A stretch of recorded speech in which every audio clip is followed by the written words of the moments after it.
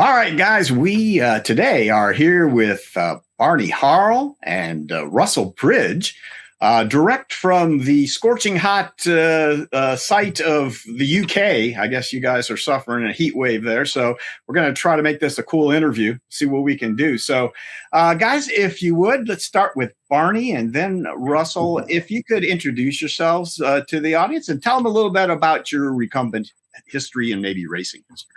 So I'm Barney Harl. I've raced with the BHPC now for about 15 years. Started in 2007. I've been riding recumbent since about 1997. My first one was a recumbent tandem, home built by a friend. Raced various things, and the engineering and the fun of build is one of the reasons I'm in this. Very good. And Russell, tell us a little bit about yourself, if you would. So I'm Russell Bridge. I've been racing recumbents a little shorter than Barney, 2010, 2011. I was fortunate enough to come across a no-com that was up for sale at the time I started. So I've been riding that for about 10 years.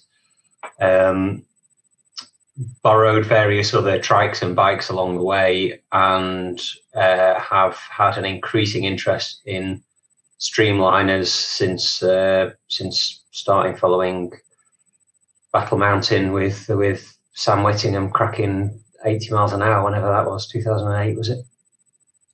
That was a while back. So what we're here to talk about today is Battle Mountain and your attempt to design, build, and race at Battle Mountain 2022 this September, and an exciting prospect. So why don't we start out maybe with Russell? If you could, why don't you tell us about, well, first the name of your project, and then describe it to us. Tell us how it came about.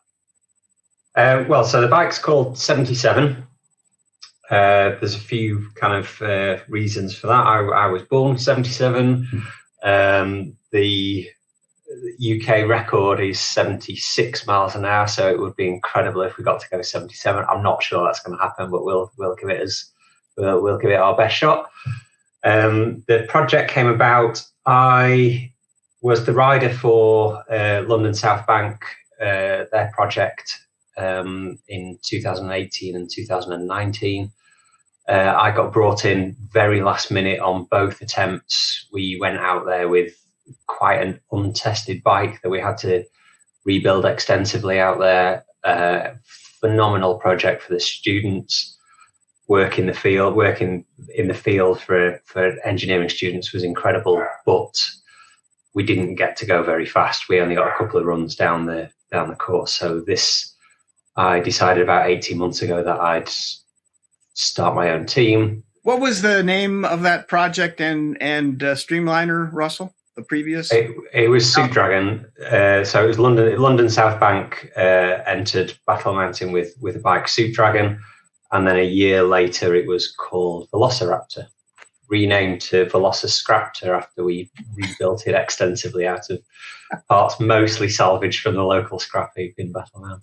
Very good, very good. All right, so that brings us to the beginning of your project called 77. Tell us the people that are involved besides Barney Harl and Russell Bridge.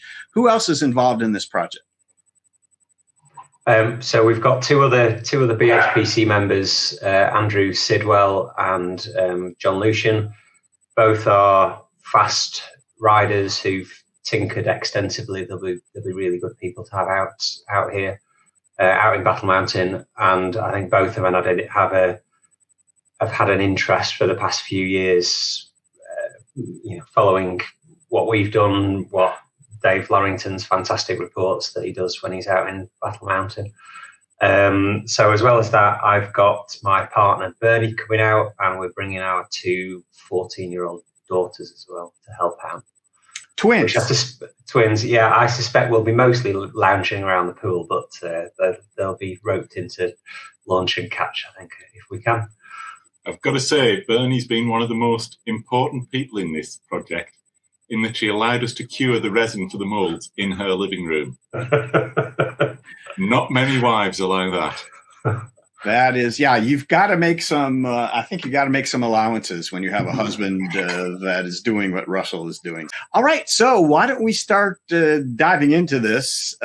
Russell, could you tell the folks all about the 77 project? And I know you're going to show us some pictures here. Okay, so I'll start with where we've started out with the design of this. I mean, I'll start out by saying Barney and I aren't engineers. We're enthusiastic home bike builders. I work as an architect. Barney works in construction management. We're good at organising things. We're good at bringing ideas together, but it's definitely been a huge learning curve, this for both of us. So I think with that in mind, where we started with was looking at other people's ideas, who'd done what before, what the fastest bikes in the world look like. So this is my 2D overall CAD file. This is 5 very, very fast bikes that we used as precedent. So this is the French team's Altair 6 bike. This is Team Polycumbent's Taurus bike. This is Aerovelo's Etta bike. This is one of Matt Weaver's. I think this is actually an hour record bike because it's only a single speed. And then this is the latest Team Elan bike, the Dutch privateer entry. So in all of these, we started looking at how the drivetrains worked, how people have solved various problems, and really taking advice from people we respected on where the aerodynamics were working of these bikes, where they weren't. So the bike that we've designed is very, very similar in shape to the French team's, the Altair 6 bike. You can see that it's only really the tail that's different. But you see when you take these bikes across that the shape of them is so similar on all of them. It's an incredibly similar design that everyone seems to have honed in on. This Dutch team is very good, and this seems to be a slightly smaller one, just based around a female rider. But it's a very good machine. That's almost the thing here. We're looking at a package to close rider, so this is the smallest package we can get. One of the first meetings I had with Russ, he had me go around him inside a mould and make sure there's no more than 10 millimeters of clearance between his shoulders and his knees and his elbows. So this is the smallest package into which you can fit one Russ. So yeah, it's definitely designed around a 5'10.5" Russ, 75, 77 kilos, something like that, and nothing bigger and nothing smaller will fit in this bike. So this was a iterative process of 2D, just designing, and then once we'd got this to a point where we thought it worked, we then took it into 3D. So it's not SolidWorks that most teams use, it's 3D Max that I use for architectural work. But this is a 3D file where we're testing out various things like do the feet fit in, the shoulders fit in, all the key points. The helmet is really tight around here, and then starting to build the frame and the drive train and checking chain paths and things like that. One of the key things we wanted to do with the design was make sure that we could test it in the UK. And the problem with testing in the UK is that we've got no ovals or bowls or anything like that to test on. There's one at Mira, there's one at Millbrook. Neither of them will let bikes on because of fear of them going under the Armco. So for health and safety reasons, they just won't let bikes on. So the best things we've got are the UK circuits that we use for recumbent racing, which Barney and I are really familiar with. And there's a couple of other venues, outdoor velodromes, 450 metre outdoor velodromes, and a couple of runways that we can get access to that are 1.5 miles long. So what we wanted to do was make sure that this bike was testable in the UK, and we've made some design decisions that make sure that can happen. So 20-inch wheels, an 80-tooth front sprocket, but crucially there's a gap between them so that we can get enough turning on the front wheel to make it circuit raceable in the UK. And then the second thing was to make this booster seat, which is the blue highlighted element here, come in and out of the bike so that I can raise my head up to a point where I can see out. So these are the two configurations. So this is with the screens in place and a camera on top, and no booster seat. And then just jumping back, this is the booster seat. So this has worked really well for us. So where we then went after we'd done the 3D design was to do a negative mock-up with OSB sheets. So these were the first ones, just testing whether my shoulders fit in the seat and testing whether the cranks fit. And this is me in it. This is what Barney was saying. We tested this. Is it too big? Is there enough slack? Does it work? Until we got to a point where we thought it was about right. And then more and more and more sheets went in until we were happy with everything. And there was crucially the pedal clearance work. So these are 130mm cranks, very narrow Q factor. So it's just under 100mm Q factor. But the whole design, the whole aerodynamics of the bike flow from the size of this pedal box. It gets gradually bigger from the pedal box. So the smaller you can make this pedal box, the better. It's worth noting here, Gary, Russ goes through extremes to get himself down to the size there. Although he's got size 10 feet, those are size 8 shoes. And what he's done is he's torn all of the inner sheaths out of the shoe so that effectively there's space to squeeze his size 10s into size 8 outer. So he's got some sort of Cinderella complex. Yes. Okay. All right. I got it. Very interesting. All right. So from there, we then started making the front end mechanical. So this was an old carbon time trial frame with a tapered head tube that I wanted to steal rather than try and make a head tube myself. This was the foam layup for all the front end components. So that's all of these individual components. Made individually in foam, and then those were then wrapped in wet layup carbon. So this was me and Barney experimenting for the first time with carbon. We got a bit more advanced, but this is very simple clothes vacuum bags to get the vacuum working, just with a domestic hoover taking the air out. These were the components which came out amazingly well, if slightly heavy, because the foam is still in there. And then this is the front end mechanicals mocked up for the first time. A similar process with a seat that's wet layup over a metal former.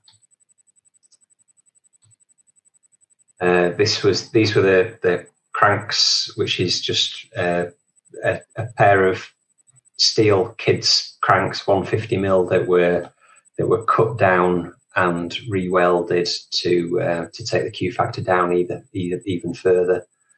I'd been able to weld a good 20 years ago, but I'd completely forgotten, so I had to reteach myself arc welding. It's a bit rough and ready, but it works. We got a local frame builder to make these forks up. It's a tapered head tube on here to fit the tapered head tube in the TT frame, and then framed forks to fit the 406 front wheel with an inverse disc mount on it. And this is one of the rare pieces that actually Russ hasn't personally manufactured. So you can tell because it looks professionally made. This plus the wheels are about the only thing on the project which Russ hasn't had us manufacture in his garage. So these are the handlebars, again, just mild steel, stick welded up. This was the bike, the front end starting to come together. So that video was waiting for the wheels to arrive. The wheels were made by a Chinese company I found called SMC, who made these dual 6-bolt fixings on 100mm over lock nut distance. One of these 6-bolt fixings is further inboard than the other to get the chain line working, but SMC made these direct and done a great job. And then this was pretty much the first time all the front end mechanicals worked together. So we've tried to keep with standard components as much as we can. So this is a standard, it's slightly thinner, 126mm hub with a freewheel in it. It's an 11-speed derailleur on the far side. That's the disc and the sprocket mounted on the hub. It's it's a TRP Spire cable-mounted disc, which I've got on most of my road bikes. I think they work really well. I don't have the faff of sorting hydraulics out. So this is an 11-speed cassette on this side, but we've had to cut it down to 9-speed because the lower wheel of the derailleur clashed. You can see there it's very, very close with the front tyre. So when we put the tyre on, we had to take out the top two sprockets. So it's down to 9-speed, but that seems to work really well for us. So when we were confident that the front end was made, to get it, we realised we were quite a way away from having a shell made. So to get us racing and to get practicing on this and to check that the geometry all worked, we welded up a steel frame for this. So this is the front end mechanicals that go in the bike, welded onto some 40 by 20mm box section that Barney happened to have in his garage. Where are we right here in terms of dating? We're probably we've been about 18 months overall on this build, so this is probably 4 months into it. So this is about September last year. September like that. You did Darley Moor on the pig iron last year, so that must. Oh, that's a good point. That's August, isn't it? Yeah. So it's pretty. Early August. Right. That. Yeah. Okay. So this was the first run of the bike. So there's no chain on, but it's just checking that the frame all works okay. This is down the road outside my house. This was making the booster seat out of some polystyrene with a hot wire cutter that I made. So again, we actually had to make the tools. This wasn't just let's make a bike, let's make the tools, let's make the molds, let's make everything. So some real ingenuity from Russ on making hot wire cutters. So that's the booster seat made, and then this is it. This is it at a point where I could then start taking it to races and testing it. The lock mimics exactly what we've got at Battle Mountain, so it's 6 degrees of lock either way. This was testing it on a straight road near our house when it was all made. Some nice Manchester Mills in the background there. And then this is at the first race, which was Darley Moor in August last year. So a huge variety of machines that the BHPC riders race. Me starting very tentatively at the back. I think there's a video from Tim in his velomobile. So this is, I don't know what we were doing, 22, 23 mile an hour here, something like this. It's quite a lot of these first races was getting my legs used to the very narrow Q factor and 130 mil length cranks.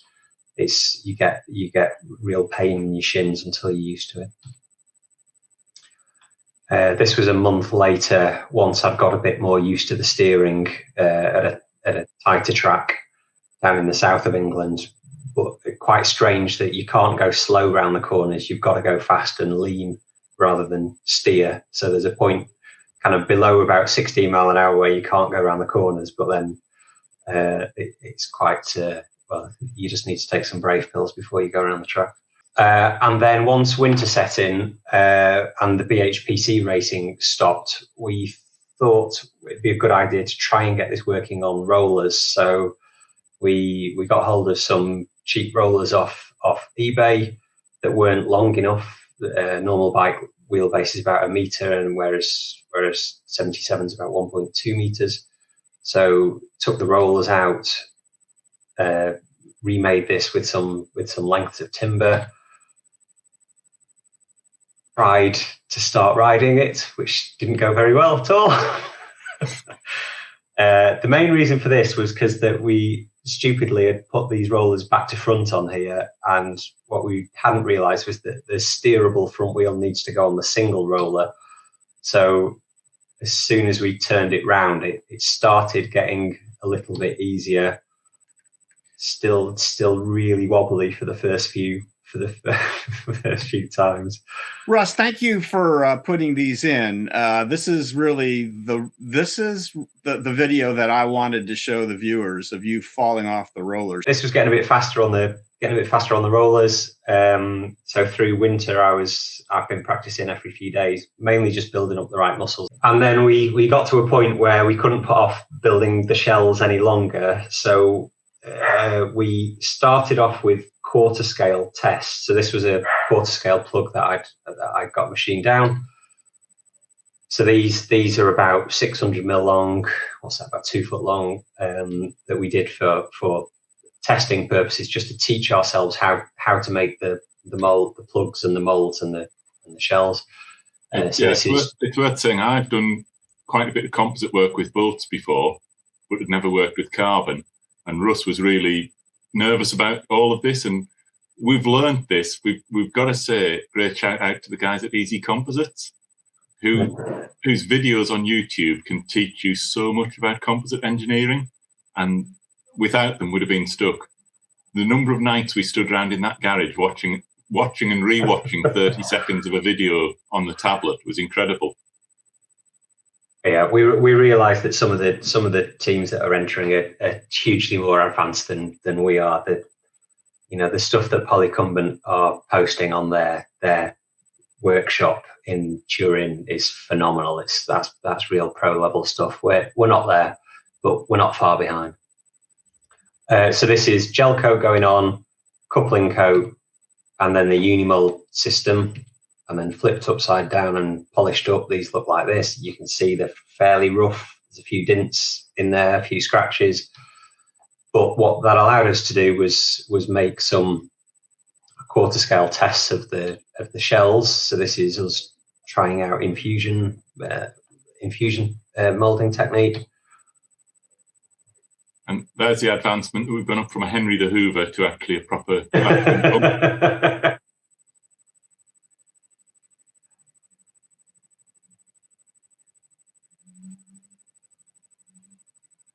This is one of the skills we really had to learn, how to pop a shell out of a mold. So this was the first one that we did. It's a skin of glass fibre on the outside. You can see it's not really worked brilliantly, but it's strong and it's fairly light. What that did allow us to do was refine the technique, do it again and again until we had something working a lot better, and that until we got to a point where we were getting something like this out of the shell on these quarter scale tests, which we were really happy with.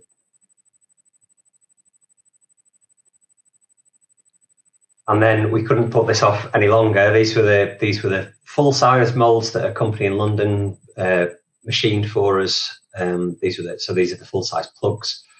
This was collecting them in a van and then painting them up, filling it, painting it, sanding it, painting it, sanding it, repeat until you've got something that looks pretty good and you can polish down to 2000 grit. So again, exactly what we'd learned from the quarter scale tests with the full size plugs, gel coat, coupling coat, and then the Unimold system coming on. And this was a massive night of pouring resin. Each of those molds has about 36 kilograms of fibre and resin on it. So constantly making up another 10 pounds of resin in a batch each time. Well, it is going to be a speed challenge, and you can clearly see you guys are working on your speed right from the start here. This is great. Okay, keep going. So these are the full size these are the full-size molds. After we'd done this, this was actually making the shells themselves. So this is 200 grams of glass fibre first, which is sandable and will skid down the road quite well in Battle Mountain. Another 200 grams, sorry, the first 200 gram layer of carbon fibre.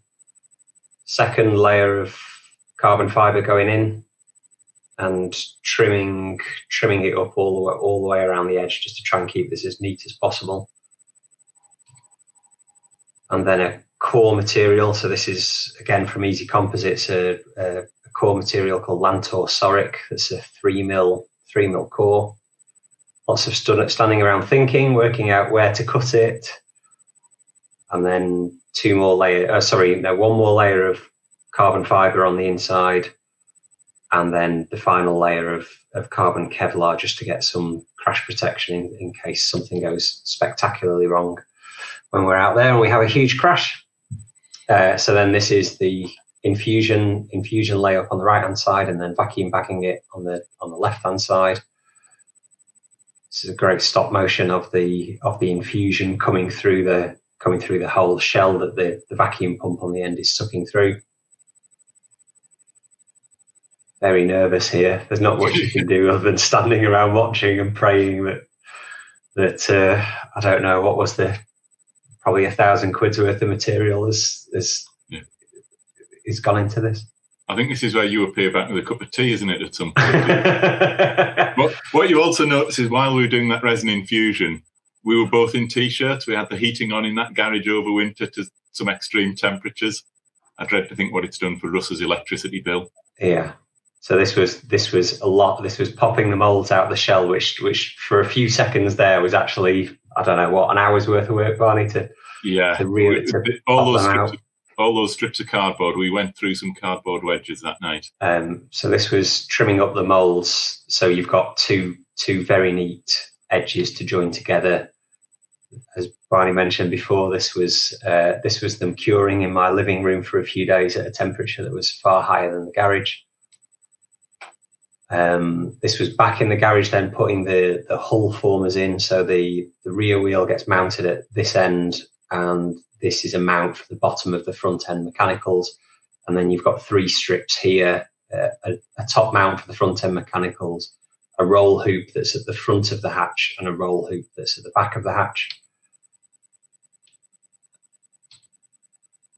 That's the process of vacuum bagging those hull formers, and then testing whether the front end mechanicals all fit in, whether the seat fit, whether the wheels fit, which thankfully they did. Joining the shells together with carbon fibre and 100mm strip of glass fibre over the top of it, just to make sanding a little bit easier.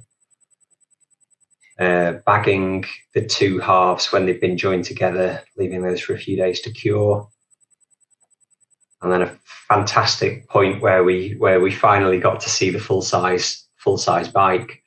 It's a little bit rough where it's come out of the shells. Started sanding that down together, but it's a great point where you see the bike in full size, and then very nervous. I was proper nervous night. That was cutting the hatch out for the first time. We then had to get inside the bike and put another joining strip on the inside and start putting the bulkhead mount in. And that's actually upside down, that shot, isn't it? Because we were climbing in with it suspended. That's the rollover yes, at the bottom. Yeah, it is. Yeah. May I ask what do you use to cut the carbon fiber shell when you're cutting these things out? What do you use? Well, that was actually. If you scroll back a couple of videos, you've got the vibrating multi-tool, haven't you, where you cut the edges? Yeah, that was quite useful. I think this was actually cut with a fine metal blade in a jigsaw. We tried a few things on testing whether it was Dremels or a reciprocating tool, but a fine like 0.5 mm wide metal cutting blade and jigsaw seemed to work really well. So this was the bulkhead ready to go in, and then test fitting the mechanicals, which they kind of fit. It was our only real screw up on the job was at exactly this point here. It worked on this bit, looks like it goes past here all fine in 2D, but it's only when you get into 3D and you realize how wide this is that you realize these don't fit. So in order to get these front end mechanicals in and out of the bike, we've had to shave a bit off here, and the front tire needs to be deflated to get in and out. But it's not too bad an error.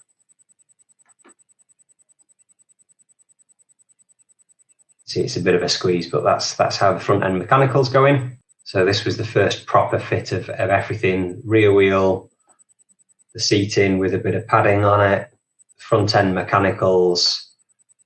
I think that's the bulkhead. So you've got four bolt mounts at the far end, and then you've got 5 or 6 degrees of steering lock either way.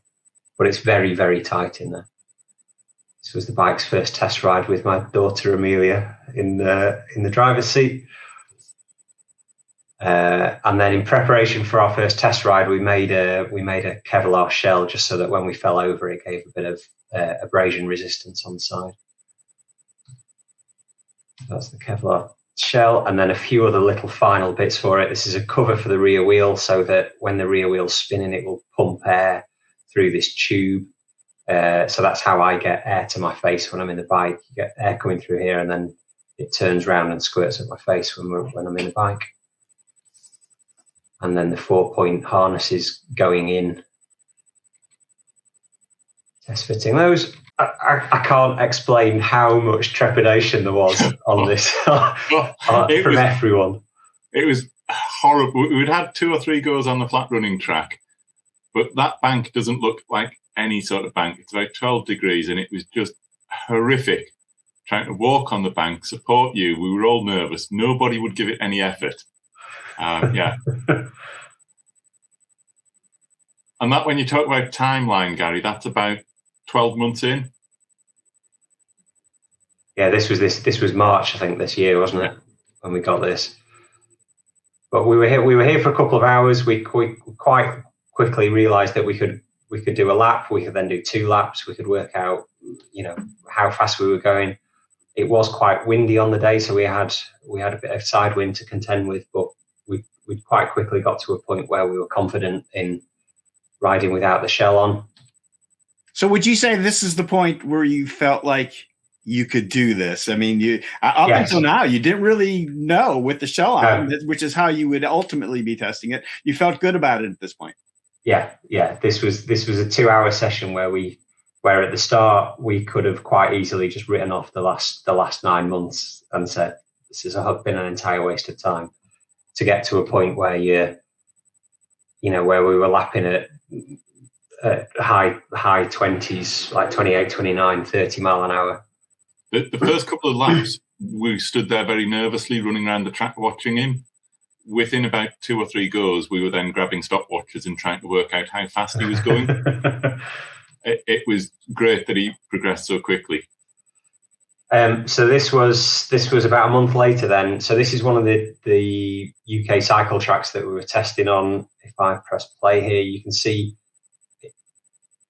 it's got David's commentary over the top of it, but you can see how tied to track it is. This is David on his high race, Zocra that David races. David's unbelievably fit. He's fast in the corners, so I was slowing. I can't lean it over any further than I was doing there, so I was limited to 22, 23 mile an hour in the corner. Yeah, we had a couple of scars in the bottom of the bike from cornering, not because it'd been down the track, just because Russ had lent it so far into the corners. So you can see through the corners that David started pulling away, but on the straights, I was flying past him. And this was obviously without the shell on. This is on the booster seat, so I can see where I'm going. And we strapped a GoPro on for some of the later laps. So there's all sorts of machines race at the BHPC. So this is the faster race. There's 3 Velomobiles here. The front one is one of the Snooks, which is really fast. A 4 at the Quattrevelo. We've just overtaken a couple of 2-wheelers and a 3 and a unfair trike. But this track in Essex was fantastic. At this point here, when you have the sound on, you can actually hear the carbon grating along the floor. And then from that point, it was really starting to refine the shell. So sanding, as I said when we were making it up, the outer layer is a 200 gram glass twill. So it's really good for sanding it smooth. Lots of filler on the join. Again, just sanding it, priming it, filling all the tiny holes. So this is about what it looks like at the moment. It's going into the paint shop 8th of August, when's that, about 2 or 3 weeks away. But it's a very light coat of primer just to allow us to see where the holes and the dimples are. Hopefully they're all out now, so it's all sanded down to 240 grit at the moment. And then the last thing really we had to manufacture was the video screen system. So this was a 3D mock-up. This was the frame made in carbon sheet, and then these are the screens. So I've got a main screen here, which is a 10-inch main screen, 5-inch backup screen. I've got my Garmin, which is on a speed sensor on the rear wheel, and then this was an early mock-up of the cameras. So the cameras sit on top of the bike, and then this is what we've ended up with as the final camera solution. So the main camera is the top one, and the backup is the lower one. So this is what it looks like from a rider's perspective. This is the screen going on. This is the point you get sealed into the bike. So you've got the main screen on the bottom and the backup screen at the top. And then after we'd raced on the UK circuits, we decided to try and get access to a runway. So this is Elvington near York. We had access to 2 parts of this runway, the service road that runs alongside the main runway, and then a longer main straight. So the service road was about 0.8 of a mile, and then this was about 1.5 miles on the main runway. The surfaces on neither of them is particularly brilliant. It's quite bumpy, but this is as good as it gets in the UK for testing. So this is running on the service road. So what we're doing, just under 40 miles an hour here with a Kevlar shell on. You can see how much the front end of the bike is bumping up and down on the rough surface, but it feels all right. We haven't gone any faster than 45 on the UK, but it's feeling okay at that speed. So at the end of that video, we passed 2 flags. So that was the point of my start of my braking zone. This is the screen from inside the bike. So those 2 cones are what we've just passed. Right, that screen has deliberately gone black there. So the connections, 2 of the connections hadn't been made properly in the bike. So the main video cut out while I was riding this, and I had to quickly jump my eyes to the backup screen. Russ, can I ask a question about the monitor, the screen?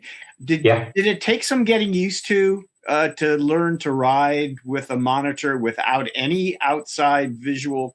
There isn't really anything you can do to prepare yourself for it. It feels like a very different riding experience to riding a normal bike. I tried practicing in Battle Mountain last time I was there just by riding along on a recumbent and holding a phone in front of my face, but it's amazing how much information you pick up from your peripheral vision. It's definitely different riding it on the monitors, but the balance kind of comes quite quickly. When I showed before a prototype of the camera system, what failed quite spectacularly on one of the first runs we had was that the camera went slightly off vertical, so my horizon wasn't horizontal in the screen, and I just couldn't ride it without off center. I know that Larry Lem's got a different opinion on this, but I found that I had to have that horizon absolutely horizontal to be able to balance. So this was the run on the main. We had 2 runs on the main runway.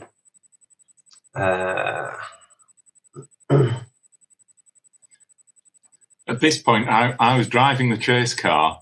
I'd set Russ off, I had two helpers in the car, one of whom was screaming, slow down, you're overtaking him. And one was screaming, speed up, we need to get to the capture zone. And I knew that all Russ wanted was some good film. So it was chaos in the car. It was like three children fighting. So that was running down the runway. This was my screen vision.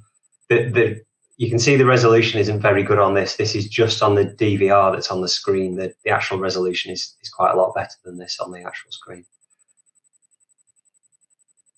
Barney also gave us a challenge here that at this point here, as I'm coming up, so we'd said to each other that as we went over the numbers on the runway, this was our braking zone. So at this point, I'm doing 45 mile an hour. Barney decided to stop very, very quickly and leap out. So we know that the brakes work on the bike. Yeah, we'd also had a miscommunication about where you were going to stop, because I thought you wanted to stop on the black stuff. This runway is 3 miles in total, Gary, and it was actually a reserve runway for the space shuttle if it ever needed to land in Europe. My goodness. There's only 1.5 miles of good tarmac. And did you have to coordinate with air traffic control when you were coming to a stop and landing there? Yes, as you can see behind in this shot, we actually had to ask an airplane owner to move his airplane out the way for us. So was this, seriously, was this an active runway? Did they? Yes. So they just wouldn't allow planes to take off or land during this period of time that you had reserved, yeah? It's a private field, so it was reserved for the whole day for motorsport racing. And we were there with Sky TV and a number of local celebrities. And we snuck in and used the service road. And while they had their lunch, we then went out on the main runway. At the end of the day, we'd got a bit of time spare, so we decided to do some tuft testing. So this is lightweight wool 4-inch strips just held onto the bike with sellotape, really just to try and visualize what the air is doing as it moves over the shell. So this is about 40 miles an hour. And back on the bumpy service road at this point. You can see how much, I'll replay this video, but you can see how much the front of the bike is bouncing up and down, which we think is causing most of the tuft movement at the front of the bike. But where it's stable in the middle, it seems to be flat again. The goal is that you have laminar airflow to about, as far down the bike as you can, but realistically between 2/3 and 3/4 of the way down the bike. And then from this point, it then transitions to as smooth a turbulent flow as you can. So really, we knew these strips at the back would be moving a little bit. The goal is that they're not really flapping around as much as this one is, but it was certainly better than we've seen other streamliners. We can't really do anything with this now. We're not planning to change the shell of the bike or anything like that. It's really just for our interest to see what's actually going on. And then the last thing we've been doing is building the shipping crate, which is about ready to do. And then this is the render of the bike that's going in to the paint. So it's a nice bright blue paint that we're using on the shell. All right, so let me ask a few questions here as we finish up then. First of all, so we've seen you design it and build it, and you've got a crate. You're going to bring it over. What do you hope to achieve? What are your expectations for Battle Mountain? What do you think you can do? Well, I think as a low expectation, I came away last time with a 55 mile an hour hat. So the low expectation is to beat that. If everything goes incredibly well, hopefully we're going to be chasing Liverpool's UK record at 76 mile an hour. But I know there's a long way to go before we get there. Yeah, it seems like you should have a reasonable shot at that. All right, so now on the other end of it, what's the biggest worry? What is keeping you up at night at this point as far as this whole trip and competition goes? What are you worried about? I don't know. Where'd you start? COVID reoccurring, shipping all going horribly wrong, flights not working on the day. Yeah, there's a lot of logistics to getting a team of 7 people out there. We're hopefully joining up with London in San Francisco, hiring a van together to get the crates from San Francisco to Battle Mountain. So that should be a little bit easier. But yeah, there's quite a lot to go yet to get a bike. So there's almost a sense mounted onto the start line. There will almost be a sense of relief just getting to Battle Mountain and getting the 77 at the start line. You will have accomplished a lot at that point. I'm not sure if you're aware, Gary, but we have absolute chaos in the airports in the UK at the minute. Post COVID, a lot of staff have left, and air travel is chaotic at the minute. Yeah, there are some hurdles there, obviously, but we're going to hope for the best there. So, all right, you mentioned briefly, Russ, about the parts of the show you're working on. You had like 1,000 pounds worth of cost in there. Can you give us an idea what it costs to put together a project like this? You're not done yet, so I know you can't give us a final well, I think the shipping and getting everyone out there is probably going to cost more than it will to actually make the bike. I haven't been keeping a total, but it's going to be somewhere around £5,000 to £6,000. So what we on there, about $7,000, I guess, something like that. All right, let's ask a more philosophical question, Russ. Why do you do this? What is the purpose of this for you? How does this fit into your life? Why are you doing this? This was, you kindly pre-sent some of these questions through to us to give us time to think about this, and I still haven't got an answer to this. I've always liked going fast in various machinery. I've wanted to. I mentioned at the start, seeing Sam going down the course at Battle Mountain at 80 mile an hour is phenomenal. So I've wanted to do that for a long time. Was very lucky to go out with London. Some frustrations with their team with how the bike came together and logistics in not getting a bike out there that was ready to run. So at a point a couple of years ago, I said, well, I'm starting to have a little bit of free time as kids get a bit older. So I decided to channel a lot of effort into this and give it a proper crack myself. And I've been very, very lucky to have Barney join me and put a huge amount of his own time and effort into it, and the same with Andrew and John and my partner Bernie and the kids who've been very understanding as well. I've got to say, Gary, there's no feeling like 10 o'clock on a Wednesday night in a cold garage in Stirley when that piece of carbon comes out of the mould and these two fellas are so elated just to see a shiny piece of plastic come out of a mold. Yeah. Well, I think there may be one feeling that is like that, or even better, and that's with you guys standing there at Battle Mountain, having gone 77 miles an hour or better. So let's see if you can beat that. That would be wonderful. And I am so excited to hopefully be there to watch that happen and to share the experience there with you guys. Trey and I will be there and supporting you, and we'll be taking a look at the whole picture, but we're going to be focusing on you because we will have followed you from basically the start now. So it's very exciting.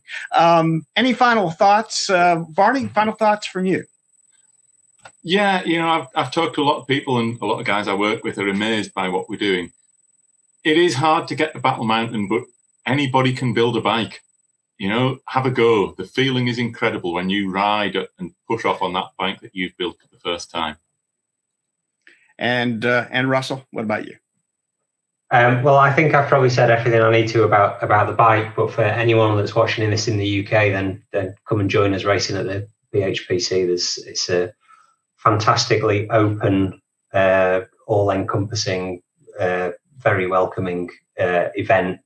Everyone from 8 mile an hour up to 38 mile an hour. It's all riders welcome.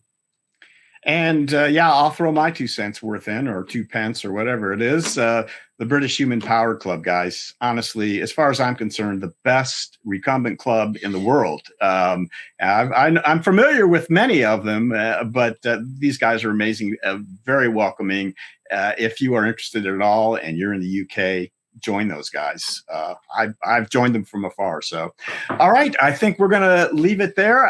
Like I said, can't wait to meet you guys face to face at Battle Mountain in a couple of months. We wish you all the best of luck. Thank you so much, both of you, for spending time with us, the viewers of the Laidback Bike Report. a pleasure. Thanks a lot.